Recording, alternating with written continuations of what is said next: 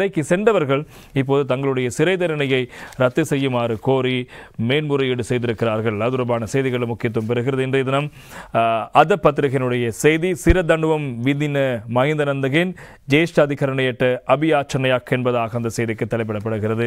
சிறை தண்டனை விதிக்கப்பட்டிருக்கின்ற மஹிந்தநந்த அவர்கள் இப்போது உச்சநீதிமன்றத்தில் மேன்முறையீடு செய்திருக்கிறார் என்பதாக அந்த செய்தி தலைப்பிடப்படுவதை நாங்கள் காணலாம். இன்றைய தமிழன் பத்திரிகையில் மற்றமான செய்திகள் முதற்பக்க முக்கிய செய்திகளாக இடம்பெடுத்திருப்பதை நாங்கள் காணக்கூடிய இருக்கிறது. மஹிந்தநந்த நளின் மேன்முறையீடு உயர்நீதிமன்றத்தில் மனு என்பதாக அந்த செய்திக்கு தலைப்பெற்றிருப்பதை நாங்கள் காணக்கூடியதாக இருக்கிறது. அத்தொடர்பில் நாங்கள் பார்க்கலாம்.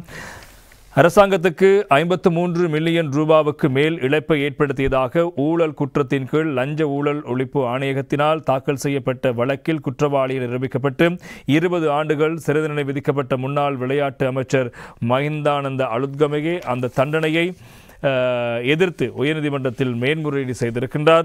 சட்டத்தரணி சனத் விஜயவர்தன மூலம் நேற்று தாக்கல் செய்யப்பட்ட இந்த மேன்முறையீடு உயர்நீதிமன்றத்தில் சமர்ப்பிப்பதற்காக கொழும்பு மேல் நீதிமன்றில் ஒப்படைக்கப்பட்டிருக்கின்றது. இதன் பிரதிவாதியாக லஞ்சம் அல்லது ஊழல் குற்றச்சாட்டுகளை விசாரிக்கும் ஆணைக்குழுவின் பணிப்பாளர் நாயகம் பெயரிடப்பட்டிருக்கின்றார். லஞ்சம் அல்லது ஊழல் குற்றச்சாட்டுகளை விசாரிக்கும் ஆணைக்குழுவால் தாக்கல் செய்யப்பட்ட மேற்கொண்ட குற்றச்சாட்டுகளுக்கு தாம் குற்றவாளி நிரூபிக்கப்பட்டு கொழும்பு உயர்நீதிமன்றத்தின் 3 நீதியரசர்கள் கொண்ட அமர்வால் 20 ஆண்டுகள் கடுங்காவல் சிறை தண்டனை மற்றும் அபராதம் விதிக்கப்பட்டதாக மனுதாரர் கூறுகின்றார். உயர்நீதிமன்றத்தின் 3 நீதியரசர்கள் கொண்ட அமர்வானது சில உண்மைகளை தவறாக புரிந்து கொண்டு இந்த தீர்ப்பை வழங்கியிருப்பதாகவும் மனுதாரர் கூறுகிறார். தீர்ப்பை வழங்குவதில் பிரதிவாதி முன்வைத்த சில நியாயங்களை உயர்நீதிமன்றத்தின் அமர்வு கணக்கில் எடுத்துக் கொள்ளவில்லை என்றும் இந்த மேன்முறையீட்டில் கூறப்பட்டிருக்கிறது.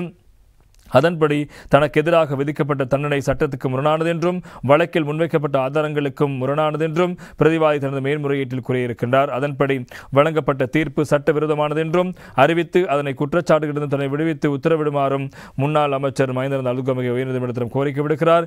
இதேவேளை இந்த விவகாரத்தில் விளக்கமறியலில் வைக்கப்பட்டுள்ள முன்னாள் அமைச்சர் நளின் பெர்னாண்டோவும் தனக்கு வழங்கப்பட்டுள்ள தண்டனைக்கு எதிராக நேற்று உயர்நீதிமன்றம்